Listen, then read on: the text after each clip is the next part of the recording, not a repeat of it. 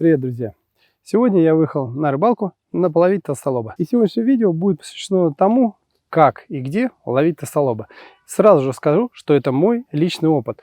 Если есть опытные люди, которые ловят толстолоба, то, пожалуйста, напишите в комментариях еще советы, которые можно применить при ловле толстолоба. Итак, совет первый. Выбор места. Самое главное при ловле любой рыбы, это всегда стоит выбор места. Неважно, это карп, толстолоб, либо другая рыба. То есть от того, как вы поймаете и сколько вы поймаете, именно первое это выбор места. По моей практике небольшой. Выбор места играет для толстолоба очень важную значение, потому что толстолоб любит именно ямы. Ямы, русла, очень глубокие места в водоеме. Поэтому сегодня я встал ближе к плотине. Специфика этой плотины такая, что где-то метров 40-50 идет ровный свал. И вот где вот сейчас я стою, там как раз 8 метров. А дальше, оказывается, я промерил еще где-то 50 метров, прошел туда. Там вообще не 8 метров, там 9,5. Кстати, получается, что напротив я стоял и закидывал на 9,5 метров. Это было правильно, потому что где места самые глубокие, там и держится обычно толстолоб.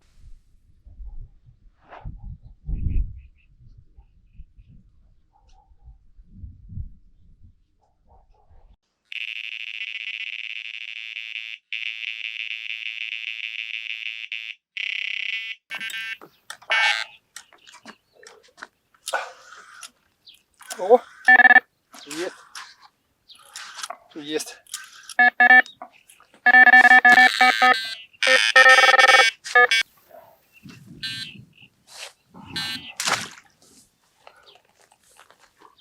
Ну что, ребят, пришлось подождать, пока ветер стихнет. И вот первая поклевочка толстолоба. Давай, друг. Давай.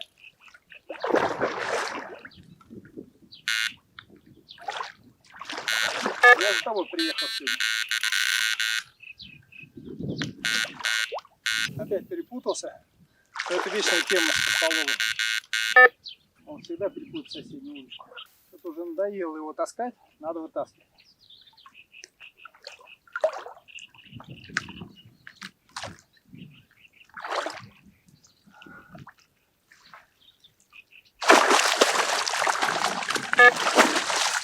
Ну что, золотой стандарт.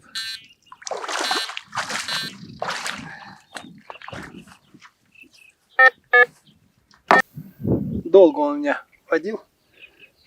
И крючки выплюнул в конце концов. Ну что, ребят, вот мой первый толстолоб. Ну, это где-то килограмм 5-6. Рыбалка только начинается, сейчас начинает стихать как раз вода. И я думаю, сейчас пойдет поклевки, потому что до этого была сильная волна. Мне кажется, поэтому толстолоб и не клевал. Ну что, рыбалка только начинается. Всем привет. Кто не знает меня, я Привалов Илья, вы на канале Рыбалка с Ильей Приваловым. Ну что, я сегодня выехал на толстолобика. Гоняем толстолоба. Вот такой экземпляр. Итак, совет второй при ловле толстолоба. Самое главное, что при ловле толстолоба, когда вы выбрали глубокую часть пруда, самое главное не то, на какой вкус вы ловите. А мне кажется, все-таки самое главное, где вы его ловите. Вот именно вот где вы его ловите, мне вот просто разорвало мозг в последний момент.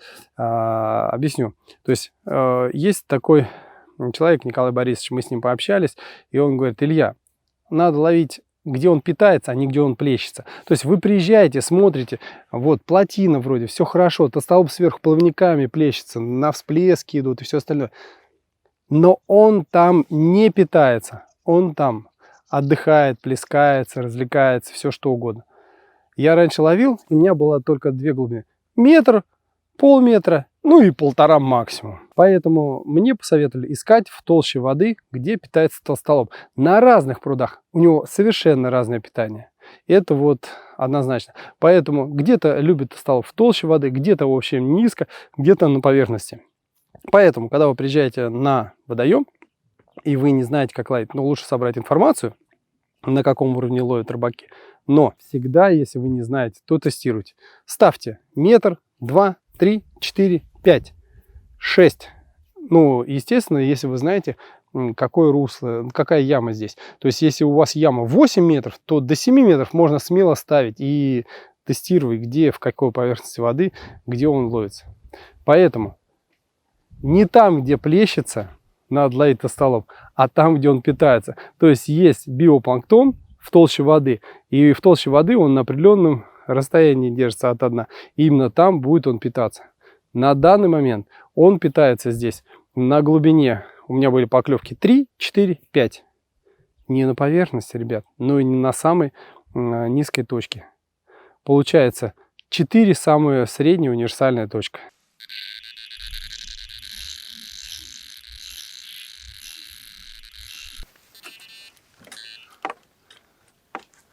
Ну что, ребят? Профессионалами не поспоришь. Да ладно, я любитель. Да Какой ладно, профессионал?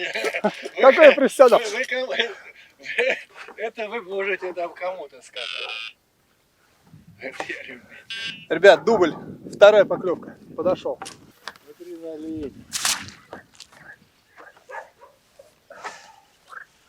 Второй подошел, ребят.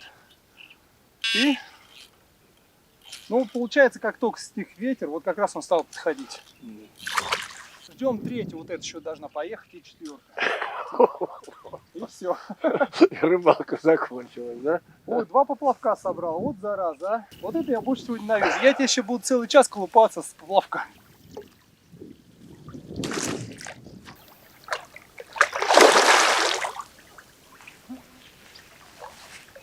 Ну давай, субмарину. Да, с ним. С амуром и с ним побороться это красиво. Оп. Все есть. Да. Ну, в общем, получается, у меня 2 толстолоба вытащило все 4 удочки, и теперь придется перенасаживать, поклевок не будет. Все. Толстолоб радует. Я ставлю оснастку двойную. Обязательно все это в видео покажу, что за оснастка, почему он так идет хорошо. Мне сосед подошел. Посмотреть, вот, посмотреть как. Надо, ну как. Ну, вот таких вот я в прошлом году парочку поймал. Ну, это где-то здесь стандарт такой, около 6 килограмм. Да, 6, от 5 до 7 вот такой. Вот. Неделю назад я их ловил здесь. Ну, что, лепота, можно сказать. Да, красота. Тот был пойман с 4, этот с 6 метров глубины. Так что среднее 5-4 метра нужно ставить и ловить.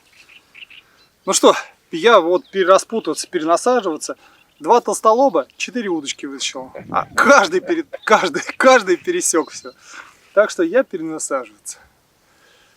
Все, пошел перенасаживаться. Ребят, 2 оснастки связал. Но чтобы вы понимали, что ловить толстолоб на такое легкое занятие, то вот вам покажу. Вот пучок. Это все леска. И вот это одна оснастка, да? А вот еще пучок. Еще одна. То есть 2 удилища только сделал. Сейчас закину. А потом дальше еще 2 буду доделывать и докидывать. То есть толстолоб просто когда клюет, он соседнее удилище вот так вот прямо их путает. Это просто кошмар просто какой-то. Ну что, закидываться 2 удилища, а потом дальше буду доделать остальные. Это удилище на 5 метров. Следующее на 4, потом на 3.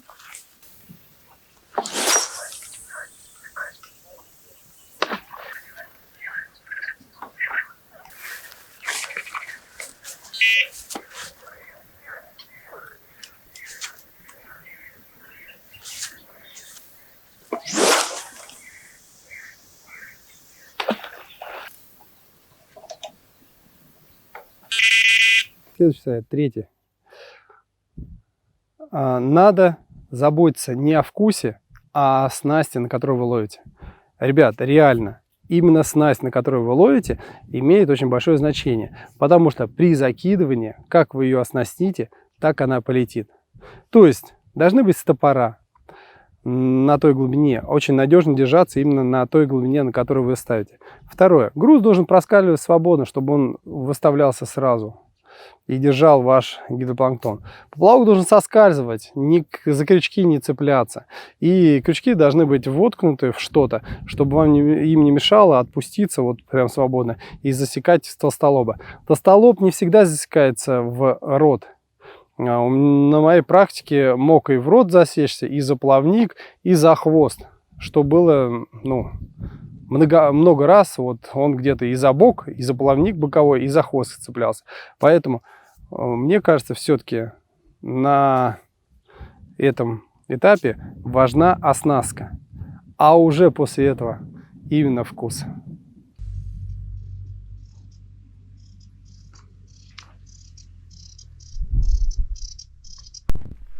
Ребята, вот хочу вам показать, вот такая красивая вечерняя зорька. Вот, смотрите. Но вокруг меня вот, если вы видите, комары собираются. Жрать, наверное, будут.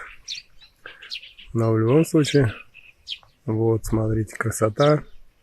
Мне кажется, неописуемо. В городе такого нету. Красиво же. Ждем вечерней зорьки. Я думаю, минут через 20-30 буду перезакидывать весь гидропланктон. Ну и... О, разводы пошли. Выходы рыбы. Что нету, это понятно. Я вижу, что нету. Момент того, что как он ушел, вот это я не видел. Ну, мы пока разговаривали, я смотрю, он тонет, блин. Я увидел. Засосал. Засосал и ушел, вот стоит он. Не стоит, он что-то, а что, даже не дергается. Ну, а зачем ему дергаться? Что ему дергаться? Он же засосал все. А левый-то? А, вот он, да. Вот сейчас плыл, да, опять, да. Нырнул. Итак, ребят, поклевочка, он там крайний поплавок, он уже уплыл под воду. И главное, не паровозит. Ну, сейчас мы его будем вытаскивать. Есть, сидит, конечно, вот. Он просто на месте топчется и никуда не идет. Ну, казалось бы, укололся, чтобы все равно. Укололся и стоит.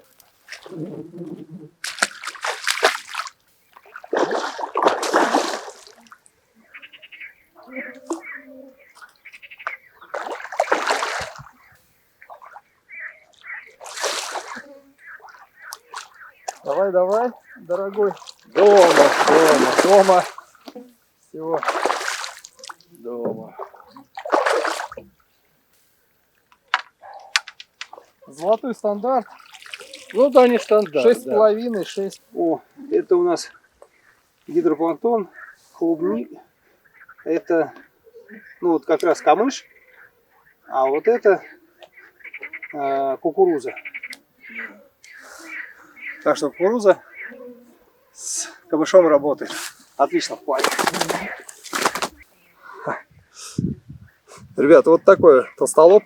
Ну где-то 6,5, чуть побольше, чем предыдущий. Вот. Только стемнело, вот клюнул. Вышел питаться, потому что целый день был ветер. И как раз вот когда стемнело, он пошел питаться активнее. Ну что, только рыбалка, как говорится, только началась.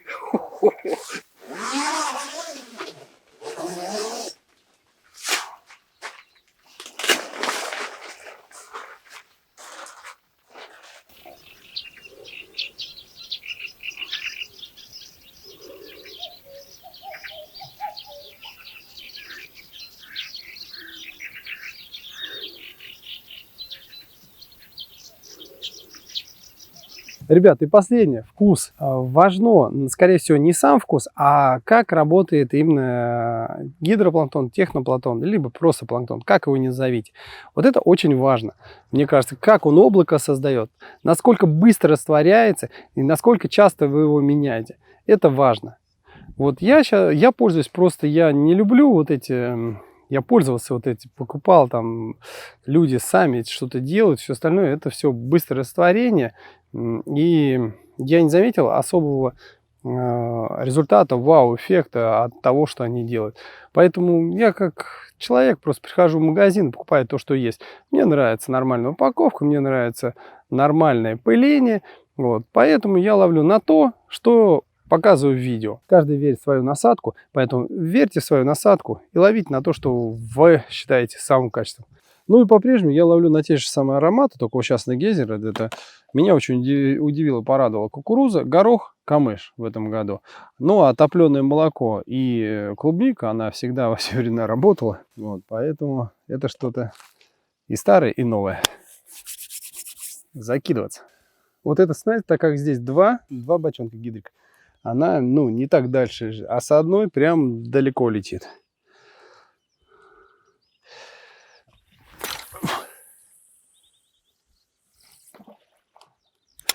Ну, разница в них где-то 10 там, метров при закидывании.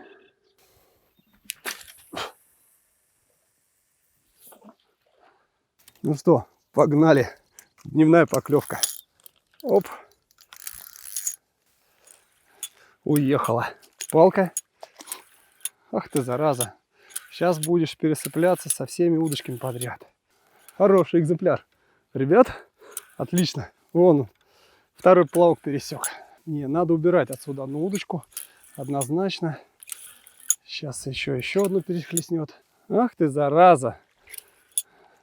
Снял еще сразу две удочки. Гуляет вот так. Раз. У него зарядка такая. Ой.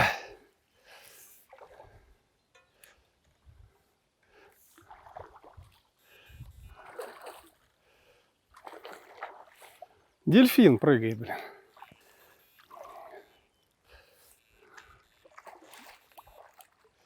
Ну давай сюда, все. Успокойся. Да ё, ты чё? Здесь пловец какой-то.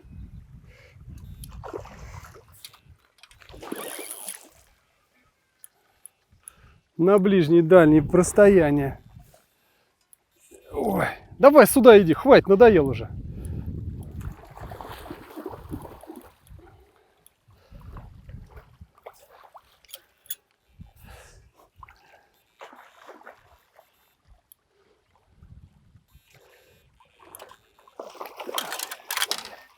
Ах ты, зараза. Ах ты, зараза. Водоплавающая. Все, взял. Так, ребят, собрал две удочки, но я вижу, за что он ухватился.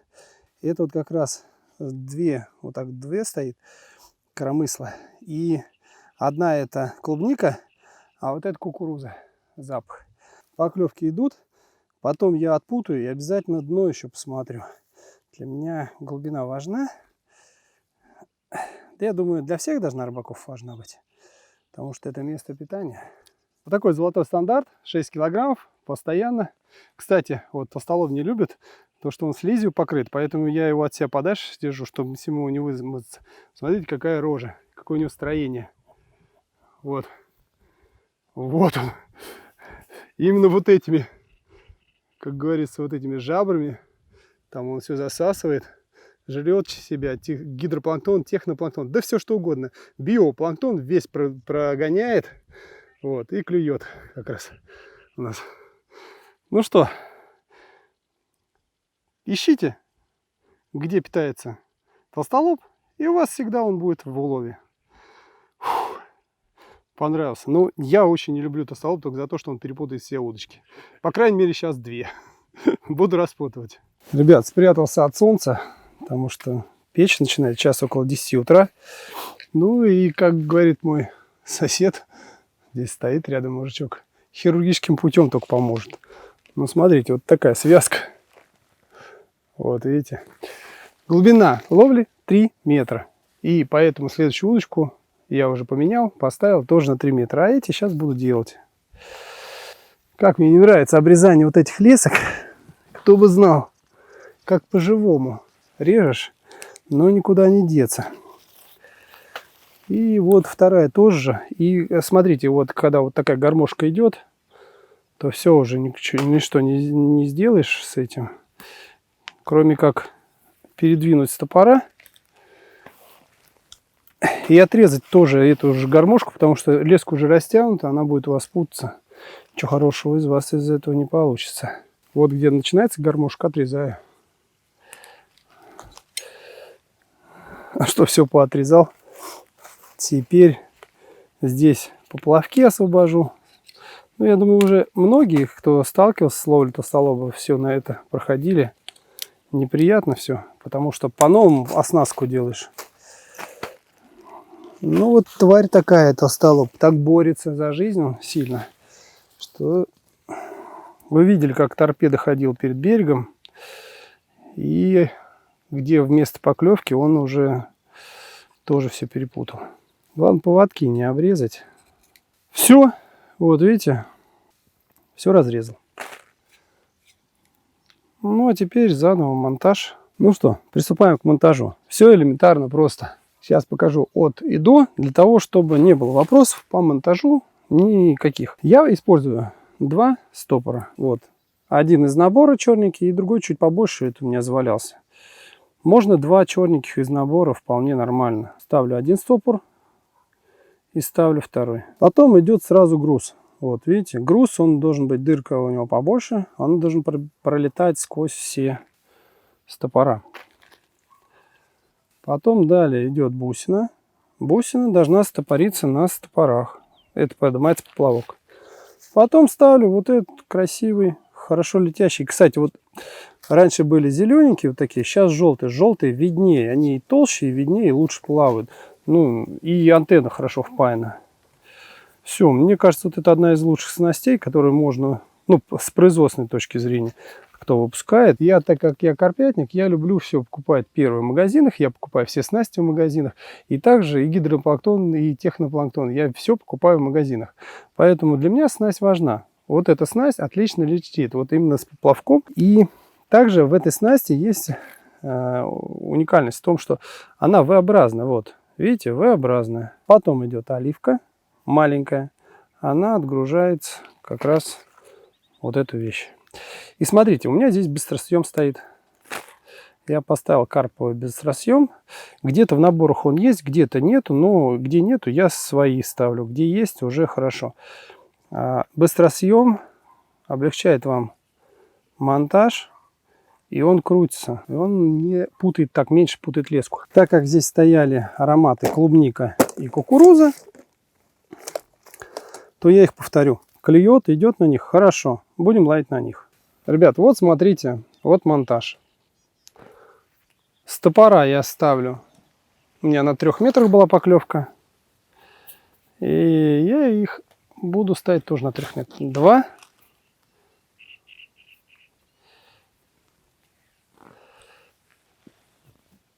3. Ну и для тех, кто только начинает, я сразу повторюсь. Первое. Стопора. Груз отгружает вот так в воде. Держит на точке ваш гидропланктон. В стопора упирается вот эта бусина. То есть поднимается поплавок, упирается в бусину и вот так стоит, получается. Ну да, вот в такой примерно последовательности. Вот это получается на дне. Стопора упираются. Здесь проходит поплавок и вот здесь. Вот это оливка служит для отгрузки как раз вот этой части. Получается вот такой монтаж V-образный здесь вот висит. Кстати, вертлюг, если вот крутится, вертлюг не дает запутаться леске, и он отдельно вот откручивается. Он карповый, он очень сильный, он держит хорошо эту толстолоб. Я уж не первый год ловлю с такими вертлюгами. Вот. Зева при запрасывании через минуту рассыпается, крючки опускаются, все нормально. Так что вот такой элементарный монтаж. Самое главное, что его легко забрасывать. И он хорошо работает. Второй монтаж готов. Я поставил камыш. Гидропланктон, вот он. Ну и также крючки воткнул в зеву. Здесь у меня одиночный монтаж. У меня не 2 бочонка, а 1. Вот. И также я хочу отмерить. Получается, ну, где-то на 4 метрах. Раз. 2. 3. 4. Получается, ходовые сейчас, получается, 3-4 метра. То есть одна на 3, другая на 4 будет стоять.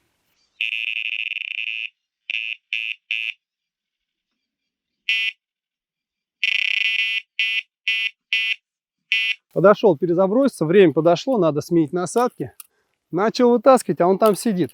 Получается, не утопил, не утащил. Просто сидел на месте и ждал. Ну и такое бывает. Что теперь поделать? Будем вытаскивать. Я только рад такой поклевке. О! Ушел. Да, ушел. Замучился бедолага. Видите, вот. Наверное, просто... Ну да. Вот его частичка. Ну, наверное, не там засекся, где нужно. Поэтому был сход. И такое бывает. Так, крючок проверю. Не, крючок бомба. Хорошо засекает. А вот уже надо менять оснастку вот при таких вещах. Все, время пришло. Сейчас замена. Где-то часа 2-3 прошло.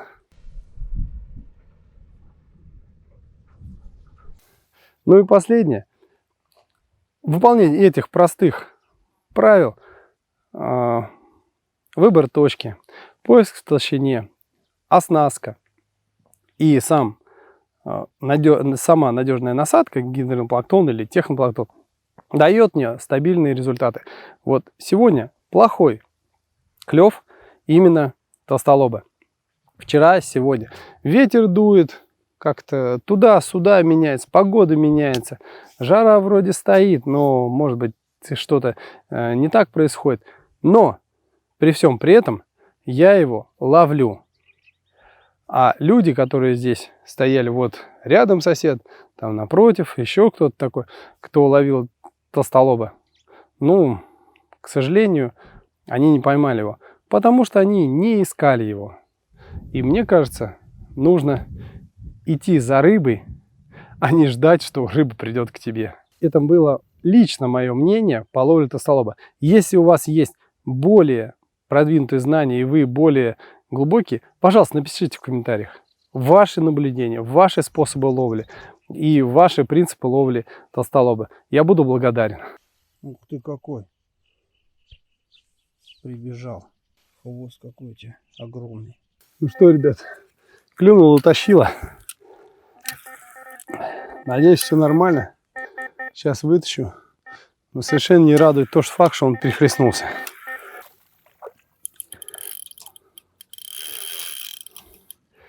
Разматывает.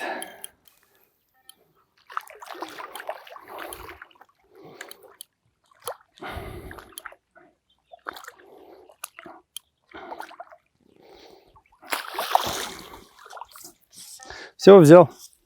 Самое неприятное при ловле толстолобика, что он перепутает все ваши снасти. Это самая неприятная вещь.